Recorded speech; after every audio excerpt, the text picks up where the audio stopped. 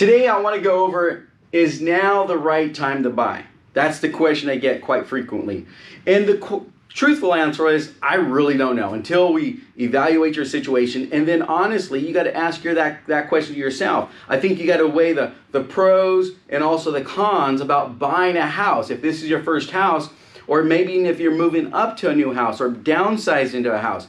These are all things that you got to evaluate to see if this is right for you, because everybody's situation is completely different. Today, I would like to kind of go over the most recent housing, kind of like a quick market update on letting you know where things are going and where things have been. And that way, maybe with this video, you could actually make a really good decision if now is the time to buy a home. So since 2015, the average medium home price was right around $400,000. That's in the entire MLS, $400,000. 2017, it crept up right over above $450,000. So during that time frame, we saw some appreciation. Just imagine 2 years, the price of a home was going from $400,000 to $450,000, $460,000. Well, today that same average is hitting $640,000. In the last 30 days, we saw 15% appreciation in the real estate market. What's driving that is employment, strong employment, low interest rates. You have strong employment with good interest rates, low interest rates, good income, people's incomes are up. That's causing home prices. So every loan out there must be fully documented. There's W-2s, tax returns, pay stubs, and then what they're going to look at is your income over your debt to income ratios. So they look at your debt, like your housing payment or your future housing payment, your taxes, your insurance, your mortgage insurance if you have any car notes that you have, car loans, mortgages, student loans. They look at all of that, and then they calculate what they come up with your debt to income ratio. Everybody buying a home today is virtually qualifying on a DTI based on their income. Okay, so this income is causing these home prices to go up. In addition to that, you have higher income wage earners and also low interest rates, just the right recipe for massive inflation. 15% in 1 month is outstanding. We're going to probably see another great months ahead because of the low interest rates. And the other driving force that's behind all this and what's going on right now is a low demand. Low demand with low interest rates and good income causes home prices. This is all about supply and demand. So back over here, we saw some inflation occur right at the beginning of 2018, just really starting to take off. And then the Feds increased the rates. So at that time, the rates were right around 4%. The Feds increased them to about 5%, and we saw a slowdown in the market. And you can see it coming down a bit. So real estate, one of the questions I get a lot of time is like, I'm waiting for the crash. Well, that technically could have been the crash, right?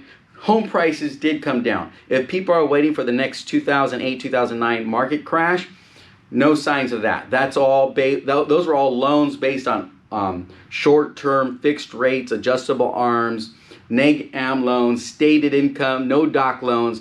Those were all artificial inflation that was created. It was like magic. It just created it with these fake loans out there. There's none of that fake loans going on today. So everyone that's buying a house is based on their income. Well, if high employment continues, but we're not really seeing that right now, that would offset the demand on home prices because there's a shortage of housing out there. The short supply of housing is going to keep the housing market strong, I believe, this year, for the remainder of this year, and most likely next year as well.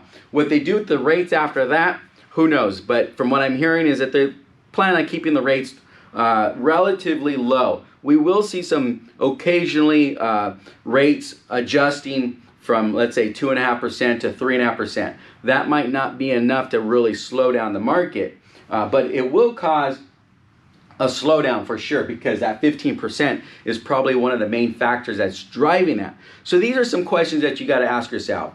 Is now the right time to buy? I don't know. That's something that you have to weigh out the pros and cons. But here's one thing that I'd like to leave you with, is that one of the benefits of buying a house, and like I rented a house before, I rented an apartment, I've rent my office space here, but we're subject to the landlord increasing the rate at any time. I could get a notice tomorrow and they increase my rent here $300 a month.